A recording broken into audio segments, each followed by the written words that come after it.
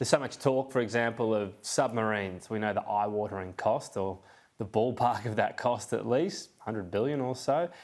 And even missile defence is expensive. It's important to have tools that are much cheaper, right? Because defence is always very multi-layered. It's about bang for buck, because the amount we spend on defence will never be able to compete with the really big players in the world.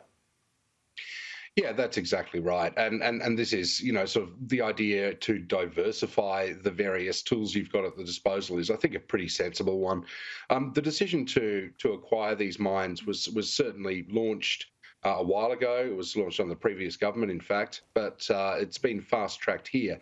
So whereas things like, AUKUS submarines might grab all the headlines, in a lot of cases, it's things like, the purchase of the tried and true HIMARS system for the army that's been so effective in Ukraine, and things like mines that will help give defence the kind of edge that it needs.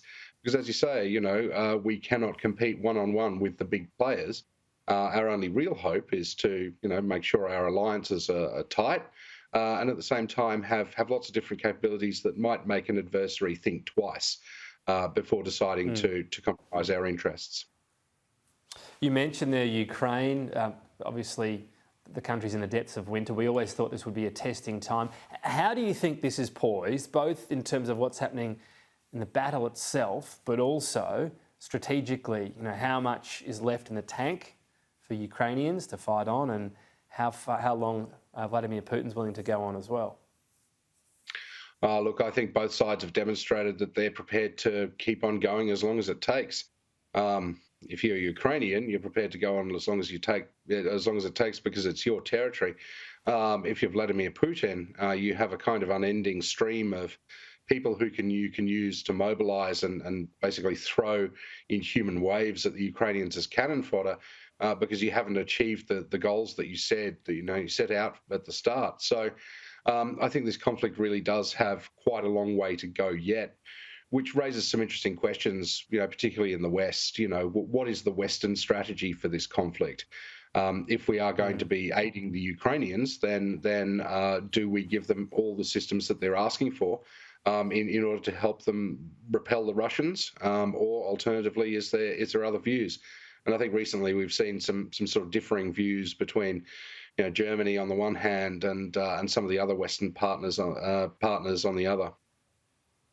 Yeah, and that's been fascinating, because Ukraine's saying they've got their eyes on these Leopard tanks, but the Germans not committed to supplying them.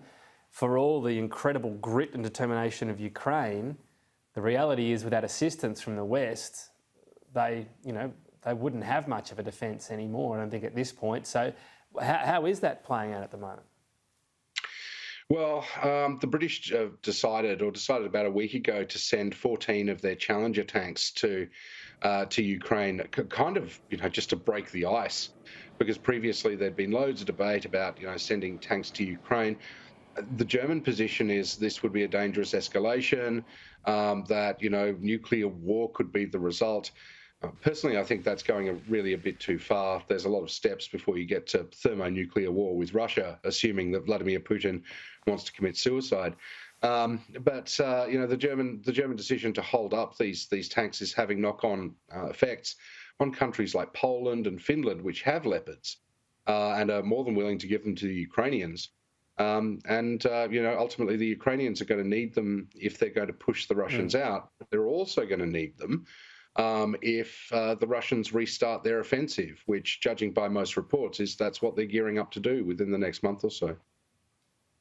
Yeah, that's sort of on the cusp of spring offensive. It's been fascinating, the war itself, because yes, we've got sort of the high-tech elements around these longer-range missile strikes, but tanks being crucial, and also reports at the moment of these muddied trenches and soldiers, in particular Russians, even charging across no man's land. I mean, it sounds like the First World War. Why has it gone so old school?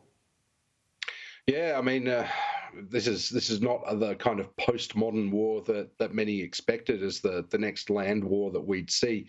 And part of the reason for that is simply because things like artillery and things like tanks are still very valuable when it comes to places like the Ukrainian steppes. You don't have an awful lot of cover. It's very flat farmland.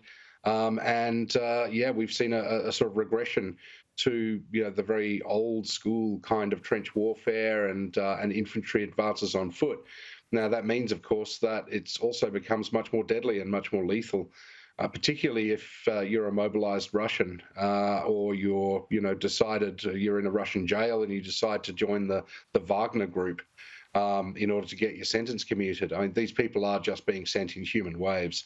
And many reports suggest that the death toll and the injury toll, the people who've just been maimed as a result of being thrown in there, is just absolutely horrendous. Yeah.